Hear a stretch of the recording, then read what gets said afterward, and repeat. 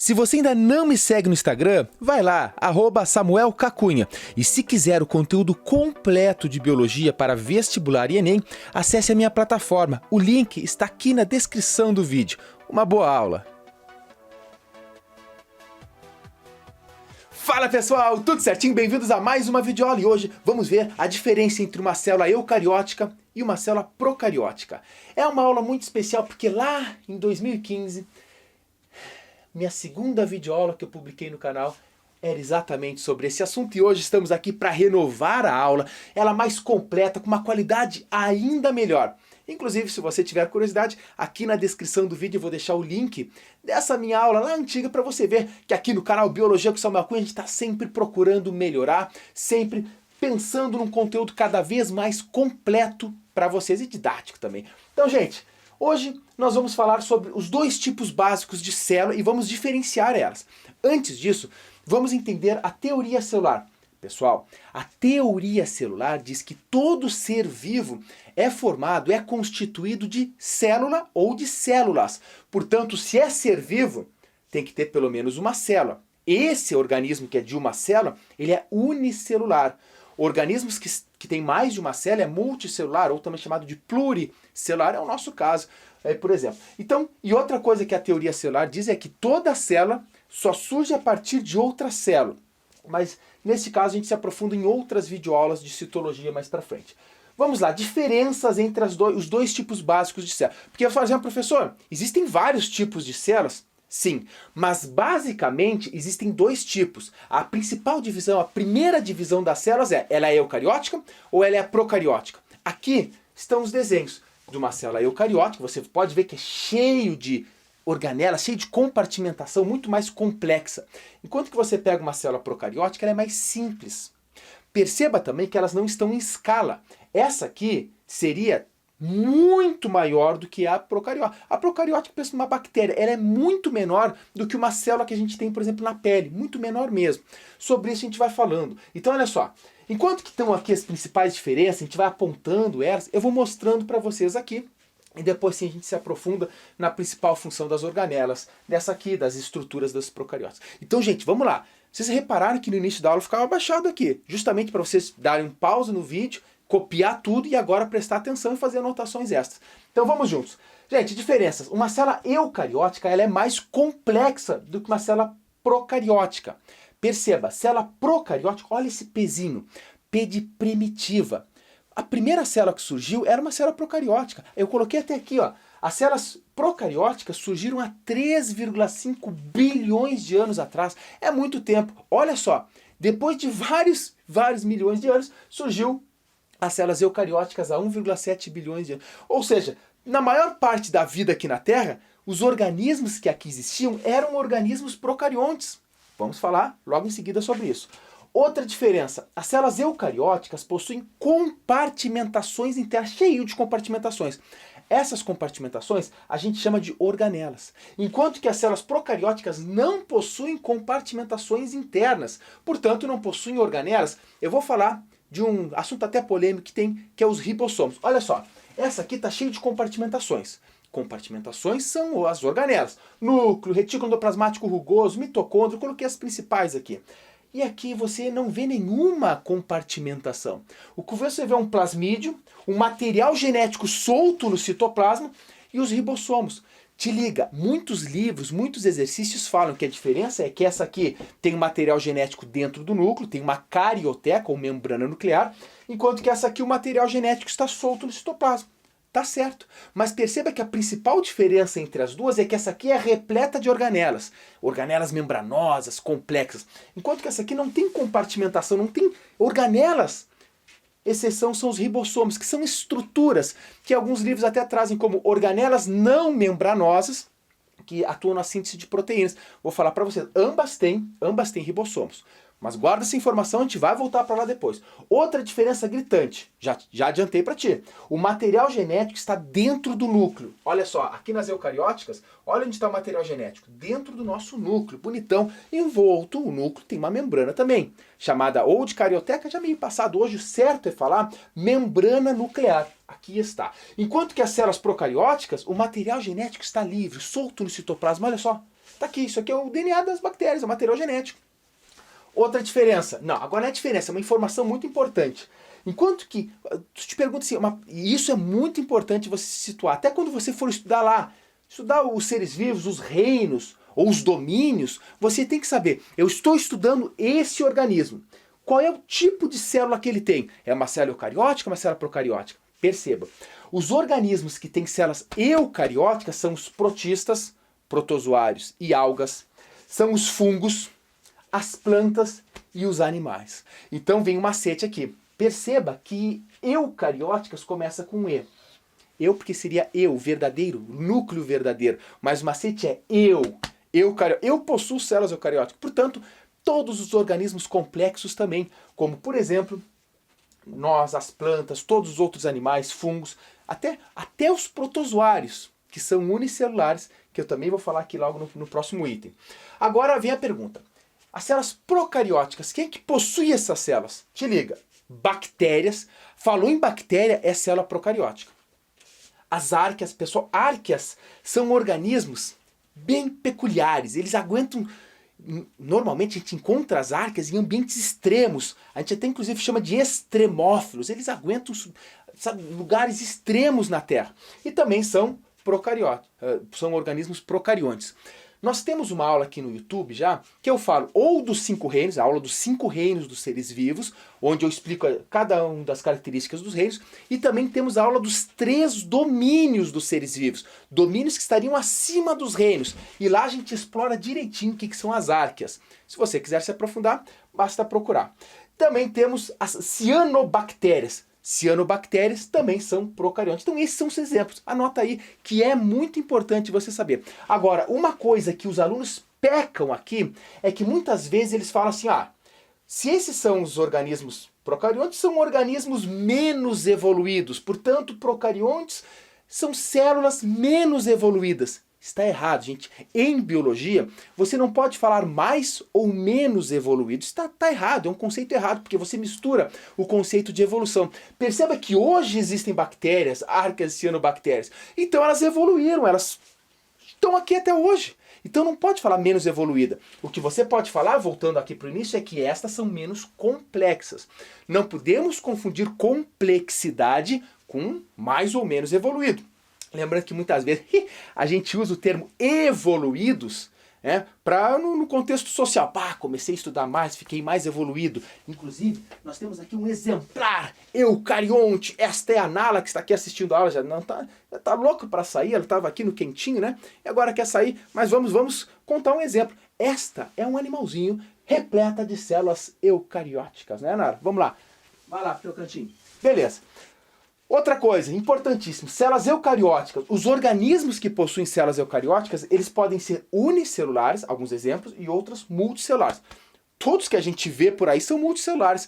Mas quais são os organismos eucariontes unicelulares? Vou dar alguns exemplos. Dentro de protistas, tem os protozoários. Os protozoários são compostos de apenas uma célula eucariótica. E é uma única célula que faz com que esse protozoário viva. Ele consegue reproduzir, ele percebe estímulos do meio ambiente, ele reage aos estímulos do meio ambiente em uma única célula. Olha que troço doido, velho. Coloca aí no Google, dá o Google para Paramecium. Você vai ver um protozoário lindo, uma única com cílios, se locomovendo, encostando, caçando. Uma única célula. Outro organismo que tem uma única célula são os fungos. Existem fungos multicelulares, cogumelo, por exemplo, e fungos unicelulares. Células eucarióticas. O fungo unicelular é quando tu pega fermento biológico para fazer o pãozinho crescer e tu coloca fungo no pão. Esses fungos unicelulares, eles fazem ali, fazem sua fermentação para produzir sua energia, liberam CO2 e o pão cresce. Ou a massa de pizza, até deu fome. Agora, olha só, células procarióticas são exclusivamente unicelulares, até porque são menos complexas. Perceba que por elas não terem uma complexidade muito grande, eles não se modificaram ao longo do tempo para organismos multicelulares. Agora perceba, existem organismos, bactérias, que vivem em colônia. Colônia é o quê? Eu sou um organismo e estou juntinho com outra bactéria aqui que também é um organismo. Somos organismos diferentes que estamos juntinhos. Não dá para confundir com organismos multicelulares. Então aqui é exclusiva, anota aí. Pessoal, sabendo essa diferença aqui e as outras coisas que eu falei, tu já destrói em grandes partes das questões. Você tem que saber. Principalmente eu diria esse exemplo aqui. E não cair, principalmente tu vai fazer uma segunda fase de uma federal. Os caras, se tu colocar mais evoluído, tá errado, tu coloca mais complexo. Ok? Agora sim, vamos olhar para cá e vamos explorar um pouquinho mais os tipos celulares. Só, deixa eu ver se a aula tá boa, tá? 10 minutinhos, porque vamos passar um pouquinho mais dos 12, 13 minutos, mas a informação aqui é completa. Então vamos com muita calma, pessoal. Células eucarióticas e células procarióticas. Um organismo que tem célula eucariótica é um organismo eucarionte. Um organismo que tem célula procariótica é um organismo procarionte. Isso é um termo para a gente não se confundir. Então, primeira coisa que você olhou, você tem que saber, essa aqui é mais complexa, é cheia de organelas, cheia de compartimentações, pá, o troço é hardcore. Enquanto que tu olha essa aqui, muito mais simples, ou seja, muito menos complexa. Outra coisa importante, você tem que saber que esta célula, por ser mais primitiva, a célula procariótica, ela surgiu há muito tempo, muito mais cedo do que a eucariótica. Ela surgiu, inclusive, há 3,5 bilhões de anos. Se você quiser, aqui no YouTube, a gente tem uma aula sobre origem da vida na Terra. Lá a gente explica como surgiu essa célula. E só, ó, veio a surgir quase 2 bilhões de anos depois. É uma estimativa, a gente não tem 100% de certeza, né? Tu pode errar para meio bilhão de anos para mais ou para menos. A célula eucariótica. Como surgiu essa célula eucariótica? Ela surgiu por dois processos. O chamado de teoria da endossimbiose, onde ela incorporou mitocôndrias e plastos, cloroplastos, para dentro. Eu tenho também uma aula, olha, aqui a gente vai fazer 4 anos depois de YouTube, a gente começa a fazer os links todos. Se você quiser saber como surgiu uma célula eucariótica, acesse a minha aula de teoria da endossimbiose, que lá eu explico passo a passo do que aconteceu. Mas perceba que foi um mecanismo fundamental. Começaram a surgir então essas organelas chamadas de mitocôndria, que um dia, olha que louco, um dia essa mitocôndria, ela já foi, claro, não ela em si, essa organela, mas os seus antepassados já foram organismos procariontes de vida livre. Isso é interessante, assista a aula lá depois. Outra coisa, as outras organelas, com exceção da mitocôndria e do cloroplasto, surgiram a partir de um processo chamado de endomembranas. Gente, a membrana plasmática da célula começou a se invaginar, ou seja, entrar, e formou os compartimentos, o que a gente chama de hoje de organelas. Então tem aqui, eu coloquei as principais, o núcleo é uma organela, é a maior organela. Se tu vai fazer biologia, medicina, farmácia, enfermagem, biomedicina, qualquer curso na área de saúde, você vai lá pegar o microscópio e olhar uma célula. Num microscópio óptico, que é o que a gente utiliza nas aulas práticas de citologia e de histologia, a gente vai ver uma célula corada e um pontão grande lá no meio. Aquilo é o núcleo, porque o núcleo é a maior organela da célula. Então a gente vê facinho. As outras a gente não consegue ver no microscópio comum, apenas em microscópio eletrônico, que são muito mais potentes. Então nós temos aqui o retículo endoplasmático rugoso, que faz a síntese de proteínas também. Tem os lisossomos, que fazem a digestão celular. Tem a mitocôndria, que é a usina de fabricação de energia da célula, produz muito ATP na presença de gás oxigênio. Temos o complexo de Golgi, que é como se fosse o correio da célula. Temos aqui, que mais? O ribossomo, que faz a síntese de proteínas. Tá, enfim, eu não quero entrar em detalhes dos detalhes das organelas, que esse não é o objetivo. Também aqui no YouTube já temos aula falando da função de cada uma das organelas. E claro, no nosso site, na biolandia.com.br, tem todas as aulas, todo o material, lista de exercícios comentados, tem tudo lá. O link também está aqui embaixo. E depois tem as células procarióticas, olha só. Muito mais primitiva, muito mais simples. Você não vê nenhuma daquelas organelas, você vê o ribossomo, que é chamado de uma organela não membranosa. Também tem a mesma função, produzir proteínas. Perceba que tem um plasmídio. Essa estrutura, pessoal, é muito importante você saber. Porque, cara, se o vestibular, normalmente ele vai cobrar alguma coisa da célula em si procariótica, ela vai meter assim, ó, das bactérias que tem plasmídio. E vai perguntar qual é a função. O plasmídio, ele degrada metais pesados, que fariam mal para a bactéria. Degrada. Mas, principalmente, os plasmídios, ele é um DNA extracromossômico, ou seja, é um DNA que está fora do cromossomo principal. E ele tem principalmente, além de degradar metais pesados, a capacidade de resistência contra antibióticos. Contra outras substâncias, mas para nós a importância do antibiótico. Quando você, olha, grava plasmídio resistência de antibióticos. Quando você está com placa na garganta, ou está com uma doença bacteriana, contra vírus, antibiótico não funciona, né? Mas tu está com uma doença bacteriana, chega lá no médico e fala, pô, aqui ó, tô mal, cara, tô cheio de bactéria dentro de mim. Aí ele vai examinar a tua garganta, e lá tá cheio de placa, sabe? Aqueles troços grudados na garganta. Isso é bactéria. Uma colônia de bactéria crescendo na tua garganta. E deve te dar dor de garganta, vai te dar febre, tu vai estar todo zumbizão lá assim. O médico vai falar, vou te dar um antibiótico. Ele te receita um antibiótico. Bom, é natural que numa colônia de milhões e milhões de bactérias existe uma variabilidade genética. Presta atenção na história. Algumas bactérias que têm essa variabilidade genética, naturalmente, têm uma resistência um pouquinho maior contra o antibiótico. Porém, tu tomou o antibiótico um dia, no outro dia a febre já diminuiu, porque o antibiótico ele tem um efeito que impede que as bactérias se multipliquem. Tem vários efeitos, mas o principal, tem coisa ruim aqui, não consigo me multiplicar. E, consequentemente, a colônia vai diminuindo. A infecção diminui, febre diminui, sintomas diminuem. Só que aqueles 1% das bactérias, aquelas bactérias safadas, que estão lá, resistentes, tá chegando, né, o antibiótico, elas ainda estão aqui, ó. Tá ruim, mas tô aguentando. Aí tu tá no segundo dia, no terceiro dia, supondo que seja um antibiótico para uma semana. No terceiro dia os sintomas já acabaram. Tô bem, cara. Aí tu para de tomar o antibiótico. Só que a receita do médico era 7 dias. Você matou 99% da colônia das bactérias. Só que aqueles 1% que tava assim, dá aquela espiadinha, parou, não tá mais entrando antibiótico aqui. O que essas bactérias vão fazer? Vamos lá, gurizada, a hora de reproduzir. Eles começa a se multiplicar. Daqui a alguns dias você tem novamente a placa de garganta. Só que agora você tem uma colônia inteira de bactérias resistentes, porque aquelas 1% que sobreviveram se multiplicaram agora. E portanto você tem uma colônia, entende? Clones resistentes na tua garganta. Aí o médico vai, mas parei, eu te falei para tomar 7 dias.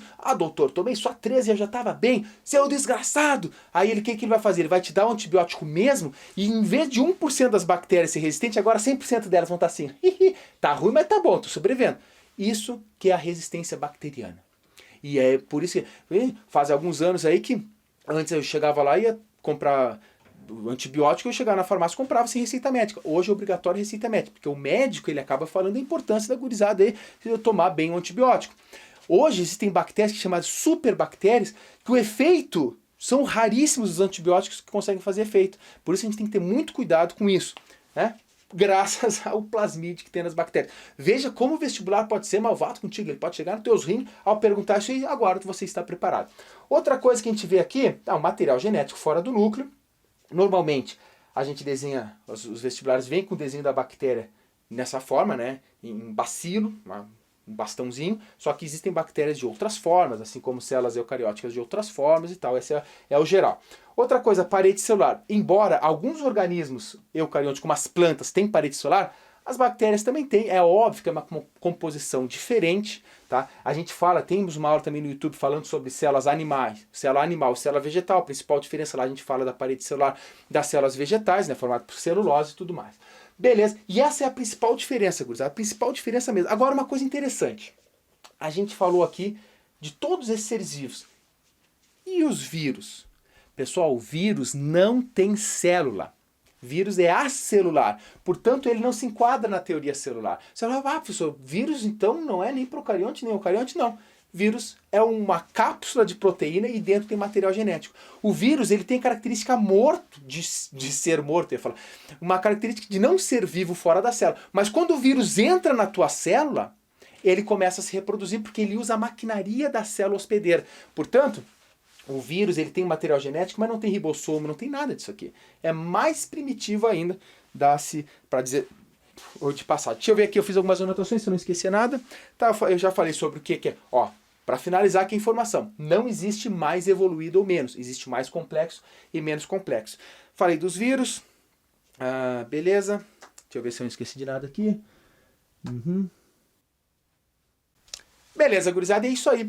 Quero fazer o convite para você, se você assistiram até aqui, pelo Love de God, vem se inscrever no canal para fortalecer. Nós hoje, eu me lembro quando eu gravei essa videoaula no final de 2015, nós éramos talvez, sei lá, eu gravei antes de publicar nenhuma aula. Eu já tinha essa segunda aula gravada quando eu nem tinha um canal ainda. Então quando eu publiquei essa aula eu devia ter nem 10 inscritos, porque eu publiquei a aula 1 e uns 2, 3 dias depois eu publiquei essa aula, aula 2 de 2015. Hoje, 4 anos depois, somos mais de 350 mil inscritos. E quem sabe vamos chegar a 500 mil esse ano. Ou quem sabe você está vendo esse vídeo em 2022, estamos já com 1 milhão, mais de 1 milhão, quem sabe. E a sua ajuda é muito bem-vinda, se inscrevendo, dando aquele like felpudo e comentando. Professor, assisti até o fim. Vamos ver, vamos fazer um teste aqui. Se você assistiu até agora, coloca, professor, eu assisti até o fim.